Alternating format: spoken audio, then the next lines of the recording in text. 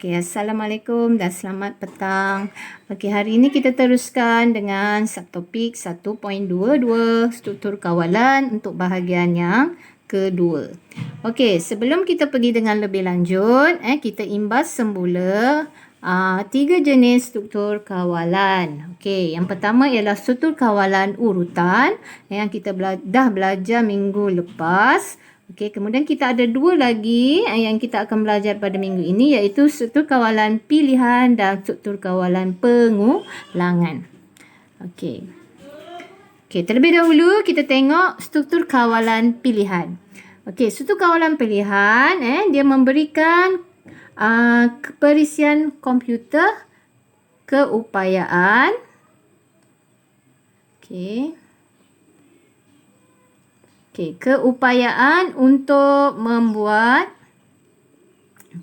keputusan berasaskan syarat. Okey, dia ada menggunakan penggunaan syarat lah. Okey, jadi syarat ni yang akan memberikan arahan-arahan lain pada komputer. Okey, dia syarat dia contohnya pilih A ataupun B. Itulah adalah syarat lah. Okey, dan syarat ni ditentukan oleh pengatur cara tersebutlah. Okey. Jadi struktur ini membolehkan arahan-arahan komputer dilaksanakan dalam situasi masalah yang berbeza. Jadi dia ada cabang di situlah. Okey, syarat kamu pilih sama ada kamu nak cabang A ataupun cabang B.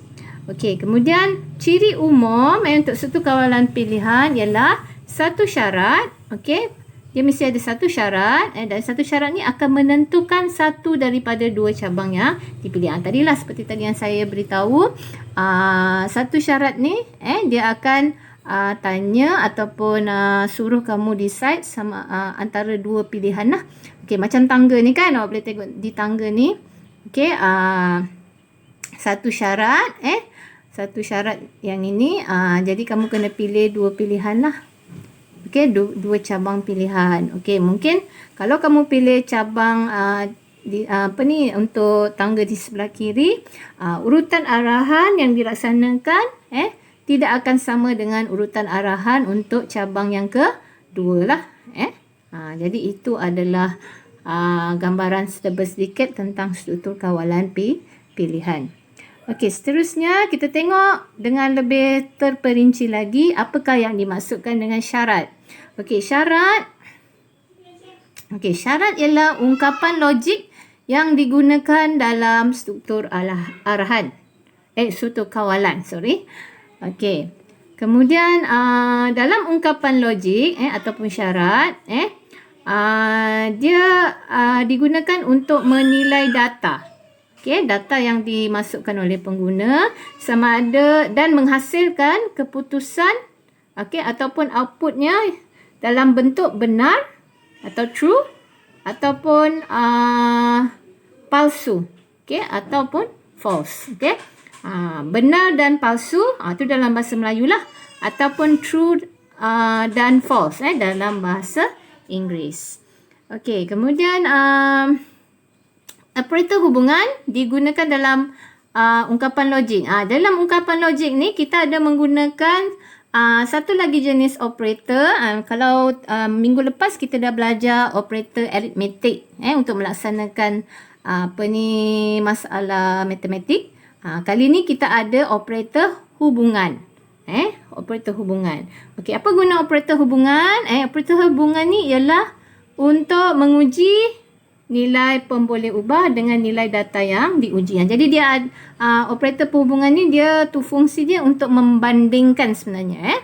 Okey, jadi antara beberapa jenis simbol ataupun operator hubungan yang kita gunakan. Okey, yang pertama ialah simbol. Okey, simbol ini biasalah mungkin kamu pernah jumpalah dalam matematik juga kita ada gunakan. Ini adalah simbol lebih kecil daripada. Okey. Kemudian yang kedua, simbol lebih kecil lebih kecil daripada ataupun sama. Ada juga orang cakap yang ini ialah lebih kecil daripada atau sama dengan. Boleh tambah perkataan dengan di belakang juga, tetap samalah. Okey, kemudian yang ketiga ni ialah simbol lebih besar daripada.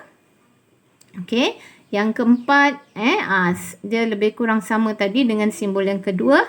Ini adalah simbol lebih besar atau sama ataupun lebih besar atau sama dengan. Okey, kemudian yang simbol seterusnya ialah ini ada di depan ni tanda seruan kan? Tanda seruan dan sama dengan. Okey, ini maksudnya ialah tidak sama dengan. Okey, tanda seruan tu maksudnya tidak lah. Okey, dan yang terakhir sekali, ini ada dua tanda sama dengan. Maksudnya kat sini ialah sama dengan. Okey, dalam komputer untuk sama dengan ungkapan benda tu sama, kita biasanya menggunakan dua simbol sama dengan, bukannya satu. Kalau kamu letak satu, maknanya ungkapan logik kamu salah lah. Alright. Okey, itu adalah untuk operator hubungan dan juga syarat. Okey, seterusnya kita tengok macam mana cara penulisan pseudocode untuk struktur kawalan pilihan. Okey. Okey, dalam struktur kawalan pilihan, dia ada menggunakan dua blok. Dua blok penulisan kod lah. Okey, kita tengok untuk blok yang pertama. Okey, blok yang pertama dia mesti ada perkataan jika. Okey, yang saya merah tu kan. Dalam struktur kawalan pilihan mesti ada perkataan jika. Okey, dalam bahasa kalau dalam bahasa Inggeris biasa kita gunakan if. If Okey, dalam bahasa Melayu kita gunakan jika lah. Okey. Okey, jika syarat benar, okey, kita akan tambahkan dengan perkataan mula jika. Okey, kita akan mula jika. Okey, kemudian kita akan melaksanakan blok penyataan 1. Okey, jadi bila kita dah laksanakan blok penyataan, dah siap, okey, kita akan tamatkan jika tersebutlah. Jadi ini cara penulisan blok yang pertama. Okey, dan penulisan blok pertama ni akan dilaksanakan jika syarat tu benarlah. Okey. Okey, seterusnya untuk blok yang kedua. Okey, blok yang kedua ni, okey, dia akan dilaksanakan jika blok pertama palsu. Okey, jika blok pertama tu tidak benar, okey, blok kedua akan dilaksanakan. Okey, macam mana nak tulis penulisan untuk blok kedua? Okey, kita akan mulakan dengan perkataan jika tidak. Okey, ataupun dalam bahasa Inggeris kita gunakan sebagai else. E-L-S-E, else. Okey, kalau jika tu if, kalau jika tidak ialah else. Okey. Okey. Okey, cara penulisannya ialah jika tidak, okey, kita akan mula jika tidak. Okey, kita untuk mula penyataan jika tidak. Okey, kemudian kita akan laksanakan blok penyataan 2. Okey, jika dah selesai blok penyataan 2, kita akan tamatkan jika tidak. Okey, jadi itu cara penulisan arahan ataupun penulisan sinteks untuk pseudocode bagi struktur kawalan pilihan. Okey, contohlah. Kita bagi satu contoh di bawah ni. Alright. Okey, macam biasalah penulisan pseudocode mesti ada numbering.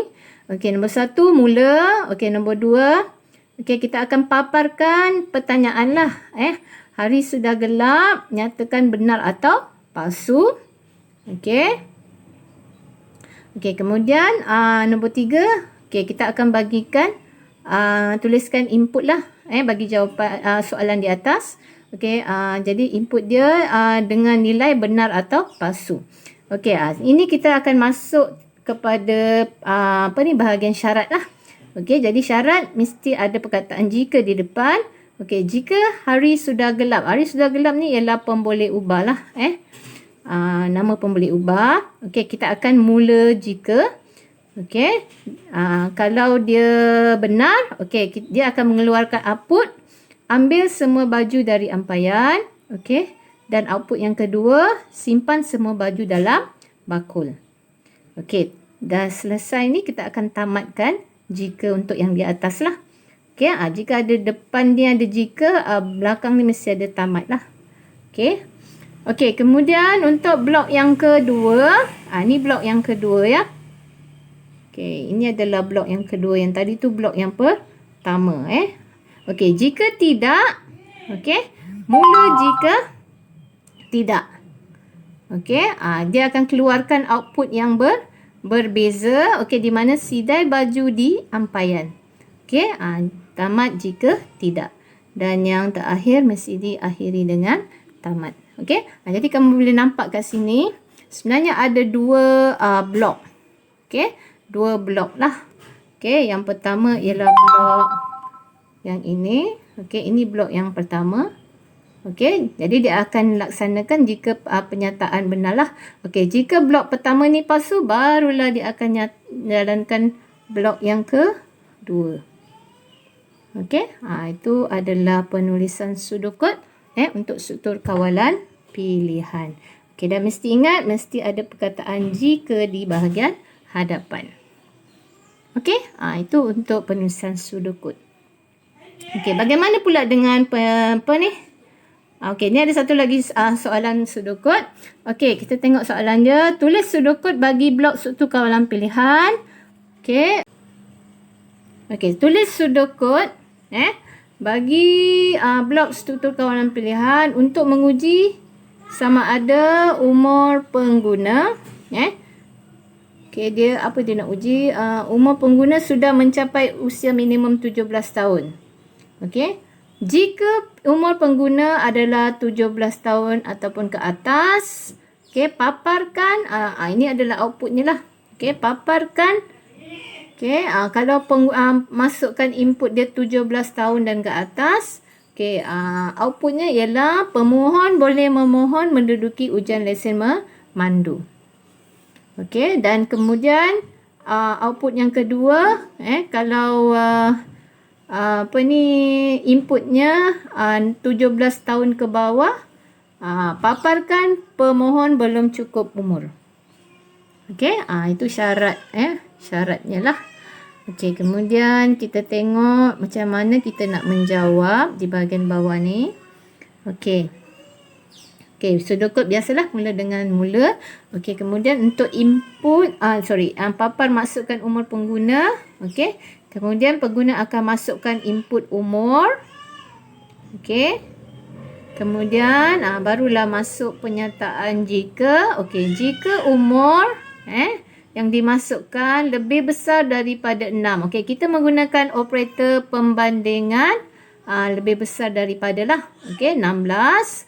Okey, mula jika. Okey, jika benar pengguna masukkan umur yang lebih besar daripada 16, okey, dia akan mengeluarkan output anda boleh mohon lesen. Okey, ini juga penyataan benar lah. Jadi dia akan ditamatkan dengan penyataan tamat jika. Okey, ini untuk blok yang pertama. Okey, syarat blok yang pertama. Okey, untuk yang kedua, jika syarat di atas tidak benar, okey, dia akan mulakan dengan jika tidak lah. Okey, mula jika tidak. Jadi output ni untuk kalau pengguna memasukkan input kurang daripada 16 tahun. Okey, dia akan mengeluarkan output anda belum cukup umur. Jadi ini set yang kedua lah. Ini set yang pertama. Jadi itu cara penulisan sudokod untuk struktur kawalan pilihan. Okey, jadi kamu kena ikut step ni. Okey, jangan ada yang tertinggal. Contohnya perkataan jika ni mesti ada dan perkataan mula tamat tu mesti ada lah. Okey, itu adalah penulisan sudokod yang betul. Okey. Okey, kita teruskan lagi dengan carta alir pula. Okey. Jadi macam mana nak melukis carta alir untuk struktur kawalan pilihan. Okey, untuk struktur kawalan pilihan kita menggunakan not syarat. Okey, ini satu lagi not ataupun simbol carta alir yang kita akan belajar hari ini, iaitu not syarat. Okey, not syarat kita menggunakan simbol geometri rhombus. Kita panggil sebagai rhombus lah. Okey. Okey, jadi selain daripada itu, Untuk carta alir, dia terdapat dua jenis anak panah. Okey. Ini yang membezakan carta alir, struktur kawalan pilihan, di mana struktur kawalan pilihan dia ada dua jenis anak panah. Yang pertama ialah anak panah masuk. Okey, yang membawa data untuk dinilai. Okey. Okey, anak panah masuk yang membawa data yang dinilai, dan dua anak panah keluar. Okey. Dan anak panah keluar ni ada label benar atau palsu lah. Okey, yang menghasilkan keputusan benar atau palsu. Okey, kita boleh tengok dari di sinilah. Okey, kat sini ada kalau anak panah masuk, dia ada satu anak panah masuk. Okey, ini anak panah masuk lah. Maksudnya anak panah masuk ialah di sinilah, dekat bahagian syarat. Syarat kita gunakan rhombus kan. Okey, ini adalah simbol rhombus. Okey, kat sini anak panah masuk. Okey, dan kat sini ada dua anak panah keluar. Ini yang dimasukkan tadilah. Di atas. Dan anak panah yang keluar ni dia ada dua yang diberi label. Satu ialah label benar dan satu ialah label palsu. Itu maksudnya lah yang di atas ni ya. Okey, seterusnya kita tengok contoh soalan carta alir untuk struktur kawalan pilihan. Okey, lukis carta alir atau cara yang menentukan umur pemohon dan tentukan sama ada pemohon boleh memohon lesen memandu ataupun tidak. Umur minimum ialah 17 tahun. Ini soalan daripada soalan sudukut di atas. Soalan yang sama juga. Okey, ini cara untuk melukis carta alir lah. Okey, yang pertama mula kita menggunakan simbol oval. Okey, kemudian untuk input, okey, kita menggunakan simbol ini. Sama juga dengan output lah. Okey. Okey, kemudian untuk syarat, kita gunakan rhombus. Jadi, ungkapan logik dalam syarat mesti ada. Okey, contohnya kita nyatakan umur. Kita gunakan operator perhubungan lebih besar daripada 16. Dia dalam bentuk pertanyaan lah ungkapan logik ni ya. Mesti ada tanda soal. Okey, kemudian cabang lah, dibagi cabang, dua cabang. Kalau benar, dia akan mengeluarkan output, anda boleh pohon lesen. Okey, ini untuk cabang benar. Okey, ini untuk cabang palsu. Okey, outputnya ialah anda belum cukup umur. Okey, dan yang kedua-dua ni akan berakhir dengan tamat. Okey, jadi itu adalah cara untuk melukis struktur kawalan pilihan carta alirnya ya. Okey, seterusnya untuk bahagian yang kedua, tamat sudah untuk struktur kawalan pilihan. Kita akan pergi kepada struktur kawalan yang terakhir, iaitu struktur kawalan pengulangan. Okey, apakah yang dimasukkan dengan struktur kawalan pengulangan? Okey, pengulangan ialah mengulang arahan-arahan komputer dalam blok. Boleh daripada gambar ni kamu boleh nampak lah. Contohnya kamu berlari kan, dalam satu pusingan. Kamu akan ulang. Kalau dah habis satu pusingan, kamu akan ulang lagi dan seterusnya lah. Jadi itu adalah pengulangan. Okey, ulangan boleh berlangsung sehingga syarat berhenti atau mencapai bilangan yang ditetapkan. Okey, jadi dalam pengulangan kita boleh tetapkan berapa kali kita nak mengulang ataupun sehingga satu pusingan. Okey. Okey, seterusnya sudukut untuk struktur kawalan pengulangan. Okey, dalam struktur kawalan pengulangan, okey, penulisan sinteks yang pertama ni mesti ada perkataan selagi. Macam lagu selagi nyawa dikandung badan. Ini kita gunakan selagi untuk struktur kawalan pengulangan. Okey, sebelum syarat ya. Penulisannya mesti sebelum syarat. Selagi syarat. Okey, mula selagi. Okey, kemudian laksanakan blok penyataan. Okey, dan kemudian tamat dengan tamat selagi. Okey, jadi kena ingatlah. Okey, jadi untuk struktur kawalan pilihan kita gunakan jika. Okey, untuk struktur kawalan pengulangan pula kita gunakan perkataan selagi. Okey. Okey, seterusnya untuk carta alir struktur kawalan pengulangan. Okey, ini adalah carta alirnya lah. Okey, perbezaan carta alir pengulangan dengan struktur kawalan pilihan ialah hala tuju anak panah bagi keputusan benar. Dia akan berpatah balik supaya pengulangan boleh dilaksanakan bila perlu.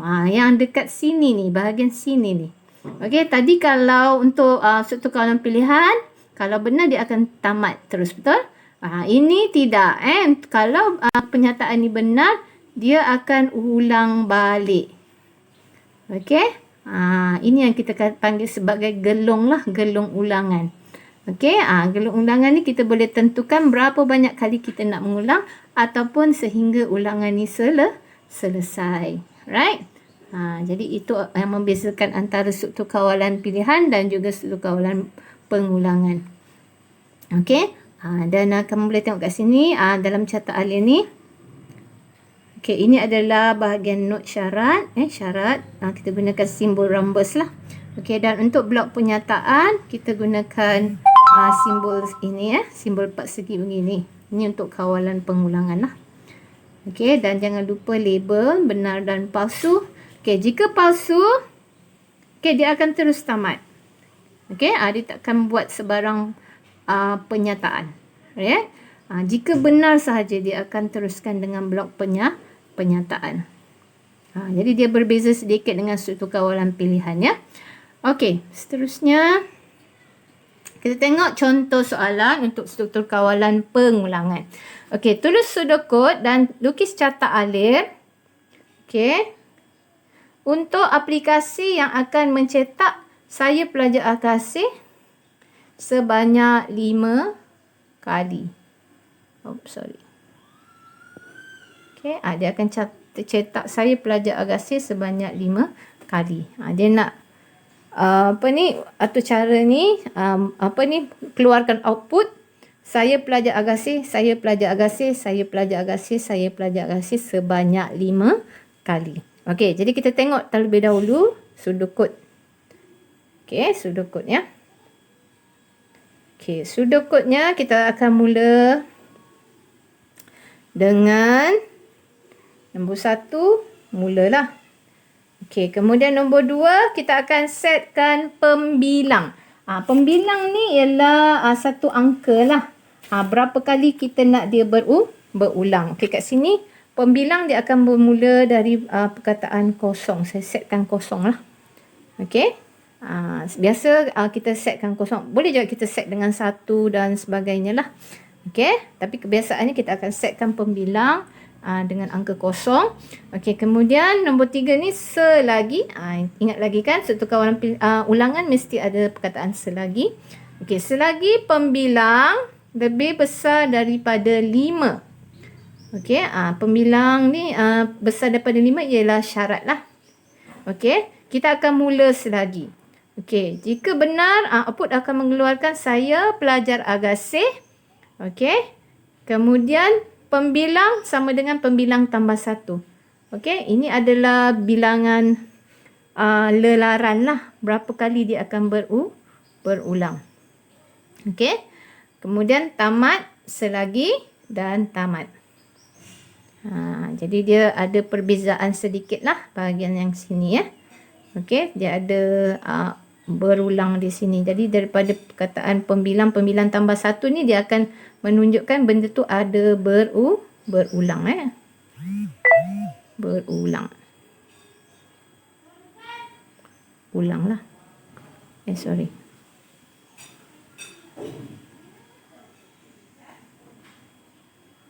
Okey, ini adalah yang menunjukkan dia berulang. Pembilang tambah 1. Ini kita namakan sebagai lelaran. Okey.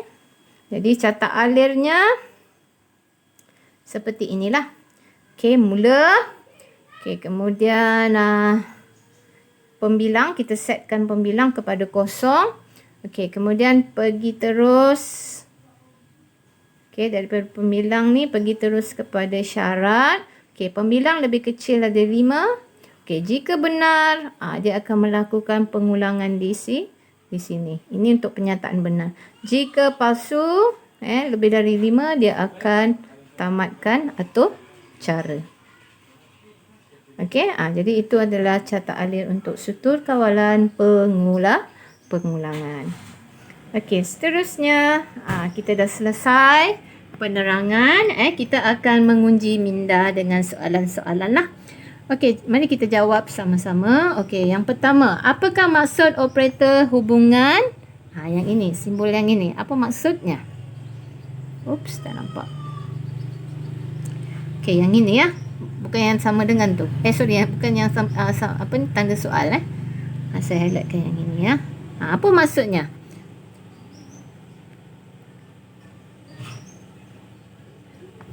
Okey, masa telah tamat. Okey, jawapannya ialah lebih besar daripada. Okey, cikgu harap kamu menjawab dengan betul lah. Okey, terusnya soalan yang kedua. Okey, operator hubungan yang kedua, tanda seruan dan juga sama dengan. Okey, ingat lagi operator hubungan yang ini, apa maksudnya? Okey, sama ada lebih besar daripada, tidak sama daripada, tidak sama dengan atau sama dengan. Okey, jawapannya ialah tidak sama dengan. Okey, tanda seruan tu ialah tidak lah. Okey. Okey, seterusnya soalan yang ketiga. Okey, ini adalah simbol untuk carta alir. Okey, not syarat diwakili oleh bentuk. Okey, syarat. Ingat tak tadi carta alir? Kita menggunakan simbol ataupun bentuk apa? Okey. Okey, mau jawapannya? Okey, kita menggunakan bentuk rhombus. Okey, ingat lagi bentuk rhombus? Ataupun diamond. Ini adalah bentuk rhombus lah. Okey, seterusnya soalan yang terakhir. Okey, yang manakah penulisan sinteks untuk struktur kawalan pengulangan yang betul? Ini awak kena ingat apakah perkataan-perkataan penting lah. Yang kita kena ingat dalam penulisan pseudocode. Okey, sama ada yang pertama tu syarat selagi, mula selagi, melaksanakan blok penyataan, tamat selagi. Ataupun jika syarat, mula selagi. Okey. Ataupun yang sini selagi syarat, mula selagi. Ataupun yang jika syarat benar, mula jika. Blok penyataan, tamat jika. Okey, ingat lagi tak untuk struktur kawalan pengulangan? Okey, mesti ada perkataan. Yang pertama ialah selagi. Okey. Untuk pengulangan mesti ada perkataan selagi. Kemudian kedudukan selagi tu sebelum syarat ataupun selepas syarat. Okey. Selagi mesti letak sebelum syarat. Okey, jadi mana jawapan yang betul? A. Salah lah sebab perkataan selagi tu mesti sebelum perkataan syarat. Okey, jadi A tu salah. Okey, A salah. Okey, B. Jika syarat mula selagi. Okey, jika syarat ni salah. Jika ni okey, dia untuk struktur kawalan pilihan. Okey, jadi yang ini salah. Okey, yang C selagi syarat mula selagi. Betul? Jadi ini memenuhi. Ni yang jawapan yang betul lah. Okey, dan yang D ni salah lah sebab jika ni ialah untuk struktur kawalan pilihan. Okey, jadi jawapannya ialah C. Okey. Sekian, ini saja untuk hari ini. Jadi untuk minggu hadapan, kita akan sambung lagi dengan topik 1.23, menguji dan membaiki ralat dalam algoritma. Jadi selamat belajar semua. Kita akan jumpa lagi pada minggu hadapan. Assalamualaikum dan selamat petang.